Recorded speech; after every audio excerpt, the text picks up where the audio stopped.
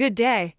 I'm Gloria, and welcome to Blitzbrief TV. In a recent interview with Arise Television, Peter Obi, the Labour Party's presidential candidate in the 2023 election, has delivered a stark warning about the state of Nigeria. Obi compared the nation's current situation to that of the ill-fated Titanic, suggesting that Nigerian leaders are ignoring the country's severe difficulties. Obi emphasized the need for leaders to set an example, especially during challenging times. He criticized the current leadership for indulging in excessive spending while the country faces significant hardships. Obi stated, "The first thing you do as a leader who inherited a difficult situation is to lead by example. It starts with your style, your behavior, your conduct, and how you manage resources. You cannot say that things are difficult when you're living in conspicuous consumption." Highlighting the housing crisis, Obi pointed out the stark contrast between the nation's dire needs and the leadership's lavish expenditures. Nigeria today has the highest number of people without homes, over 24 million,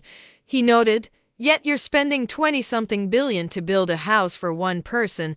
Obi further likened Nigeria's plight to an airplane encountering severe turbulence, stressing the necessity for a clear plan to navigate through the problems. He concluded, "It is not enough to say we're going to go through problems. If we're going to go through problems, this is very simple."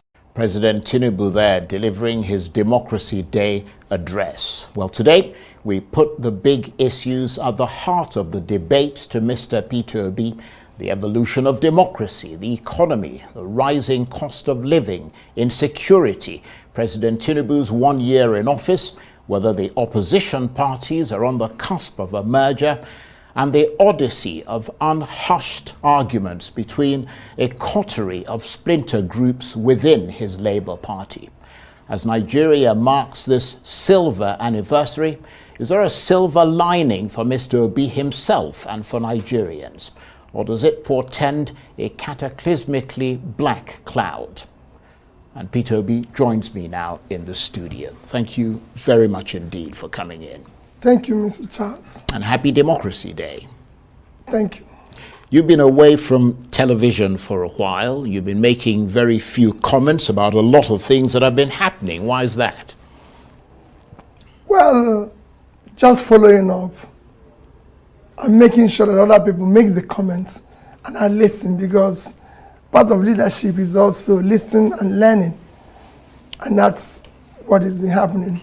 I've also been contributing a bit of mine.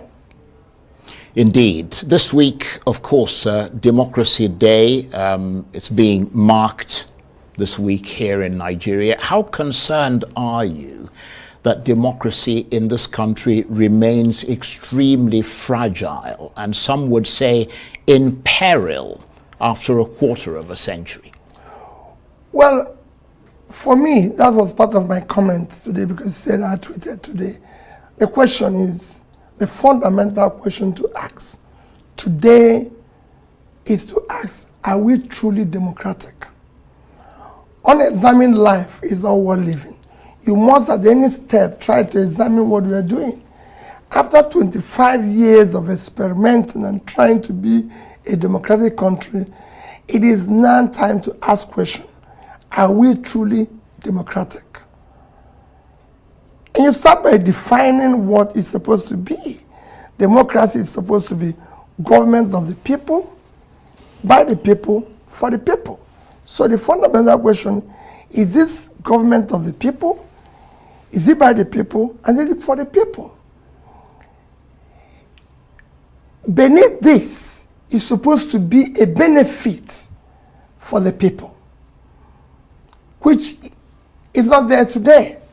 Absence of which have led to leadership failure over the years that brought massive corruption, hunger, sufferings, all sorts of pain, insecurity, everything. So the opposite is what we've experienced. What we should actually be celebrating is a some sort of state capture, where those who have captured it have cornered all the benefits that are meant for the people. All the people are supposed to see in terms of good education, good health, and pulling them out of poverty have been cornered by the few that have captured the system. And they continue at the suffering at the expense of all.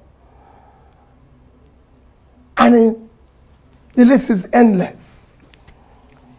You can go there and see the measure of democracy. We are 4.23, which shows we're low. You look at the hunger index, we're 109 over 124 countries measured, which shows we're low. You look at corruption index, we're 145 over 180 countries, which shows we're low.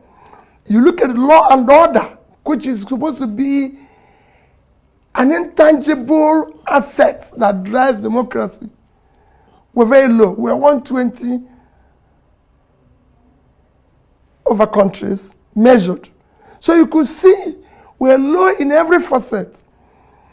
If you compare even the electioneering process that brings our leaders into office, again, we're very low. Let's just take the recent 3 elections in comparable countries of South Africa, India, Mexico. In all these 3 countries, first is that over 60% of registered voters participated in voting. Polling booths opened, over 80% opened on time and closed on time without incidents, no ballot snatching, no this and everything. And results were transmitted electronically without any hitches, no glitches, nothing. Well, there was a slight hitch in the South African transmission, but not to the degree. No, it didn't affect the result because every party accepted it. It was a very minor thing. I watched it sitting down in my own sitting room from beginning to the end. India, that was supposed to have over, the people that voted in India are 3 times the Nigerian population. Yet you could see it. The election was accepted. In our own case, less than 25% of the voters participated. And indeed, those who came out, many of them were prevented from Thank you. At the polling booths, did not open on time, closed late, closed early, with all sorts of fraud and everything. And when you think about it, in these countries that I mentioned, these were carried out by ordinary citizens. In our own case, despite all this fraud, glitches, everything, it was being executed by professors. So there must be something we need to re-examine and ask ourselves question, how do we get it right? For our children, for the future generation, we can't continue on this path. So how do we get it right? By doing it rightly. The government can stamp and said, I recall late President Yaradua, who's admitted that the process that brought him to office is faulty. And he was bent on changing it and putting the right steps to do that. So do you think which was followed up by Jonathan. Right. And participated in an election where for the first time the ruling party and the president lost the election. Just like you can see in the way I've just told you, the ANC in South Africa had a reduced position. In India, the same thing happened. They accepted it. So do you think that the reason for this problem that you've identified is politicians in power consciously refusing to give those institutions the latitude to operate? Exactly. And making sure it happened. Institutions must be respected by those in office. They must make sure for the future of the society, for the future of our children, a leader or those who are in leadership must do things rightly. So in that regard, when you look at the highest office in this country, an office that you aspire to, what do you see? Do you see an individual that respects or does not respect the rule of law, and who, through his actions and those of his deputies and possibly ruling party, supports or does not support the fabric of this country's democracy? Charles, I leave this. You can ask ordinary Nigerians. Well, I'm asking you. I don't think they do. No. They don't. That's why it's happening. If they do, it won't happen. You do recognize, though, that a lot of the people who are in power have inherited decades of rot, and you can't wave a magic wand and all that rot will disappear. Charles, I don't like discussing this today. No matter where you start, if you mean well, you can start correcting them. The role of a leader is not to remind people of the past, or mention the past, or think about the past. Your role is to show the path by doing things that are right. Change starts from you. By you, if you decide to walk the right path, that's how it starts. You can decide, okay, yesterday it was wrong. That's even part of why we hired you. Because it was wrong yesterday, we didn't hire you to remind us or start giving us the excuse, but to show the solution and how best to do it. That is leadership. So in that respect, after 25 years of unbroken democracy, which Nigeria is marking this week, are we walking on the edge of a razor blade, as someone put it? Are you pessimistic or optimistic? Very, very pessimistic. We're actually walking in the right direction. In the right direction? In the wrong direction. In the wrong direction. We're actually walking in the wrong direction. Right. Very wrong direction. And we need to change it and walk in the right direction. And it has to start from the number one person. Well, let's assess that walking in the right direction or wrong direction and that number one person. Let's turn to President Tinubu's first year anniversary. After 1 year in office, do you think he has displayed the strength and the ability to tackle Nigeria's many problems? Are you impressed with mega projects, for example, like the Lagos-Calabar Highway? Well, you know, I've never made comment about 1 year in office. The reason why is simple. I would say that President Tinubu have kept to his campaign promises. Throughout the campaign, he consistently